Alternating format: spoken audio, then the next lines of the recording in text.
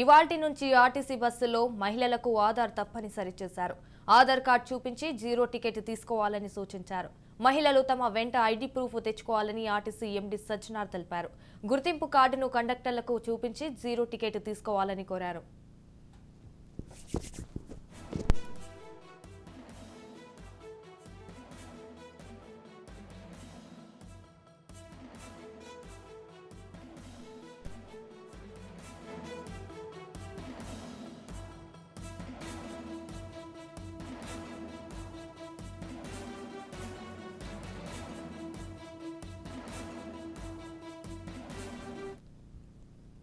Right, ఇక దీనిపై పూర్తి సమాచారం మా ప్రతినిధి విక్రాంత్ ఫోన్ ఇన్ లో అందిస్తారు. విక్రాంత్,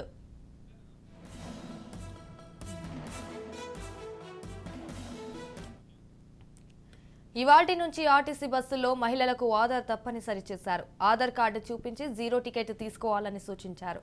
మహిళలు తమ వెంట ఐడి ప్రూఫ్ తెచ్చుకోవాలని ఆర్టీసీ ఎండీ సజ్జనార్ తెలిపారు. గుర్తింపు కార్డును కండక్టర్లకు చూపించి జీరో టికెట్ తీసుకోవాలని కోరారు.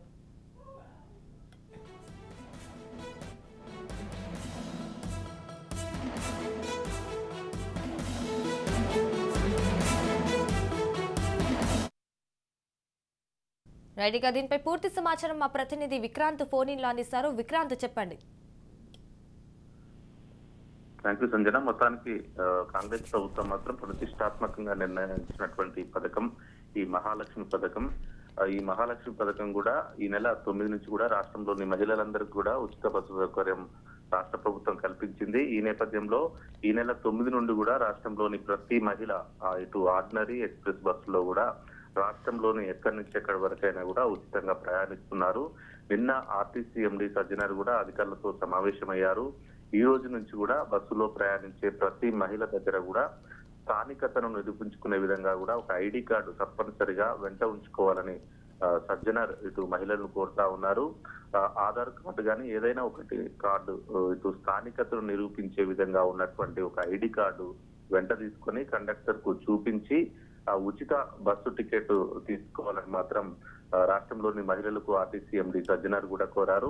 కాంగ్రెస్ ప్రభుత్వం అధికారంలోకి వచ్చాక రాష్ట్రంలోని మహిళలందరికీ కూడా ఉచిత బస్సు ప్రయాణం కల్పిస్తామని ఎన్నికల సమయంలో మేనిఫెస్టోలో ప్రజలకు హామీ ఇచ్చింది. ఈ ఇచ్చిన హామీ మేరకు కూడా కాంగ్రెస్ ప్రభుత్వం ఏర్పడిన 2 రోజుల్లోనే మహాలక్ష్మి పథకం రాష్ట్రంలోని మహిళలందరికీ కూడా, మహిళలతో పాటు ట్రాన్స్జెండర్స్ కూడా బస్సులలో ఉచిత ప్రయాణం కల్పిస్తూ కూడా రాష్ట్ర ప్రభుత్వం ఒక నిర్ణయం తీసుకుంది. ఈ పథకం ద్వారా రాష్ట్రంలోని మహిళలు అదేవిధంగా ట్రాన్స్జెండర్ కూడా ఇప్పటికే లబ్ధి పొందుతా ఉన్నారు. ఈ నెల 9న ప్రారంభమైన ఈ పథకంతో రాష్ట్రంలోని మహిళలందరూ కూడా పెద్ద ఎత్తున కాంగ్రెస్ ప్రభుత్వంపై హర్షం వ్యక్తం చేస్తా ఉన్నారు. ఈ పథకం కేవలం తెలంగాణ రాష్ట్రానికి సంబంధించిన రాష్ట్ర ప్రభుత్వానికి సంబంధించిన పథకం కాబట్టి తెలంగాణ రాష్ట్రానికి సంబంధించిన మహిళలకు ట్రాన్స్జెండర్స్ కు మాత్రమే వర్తిస్తుంది.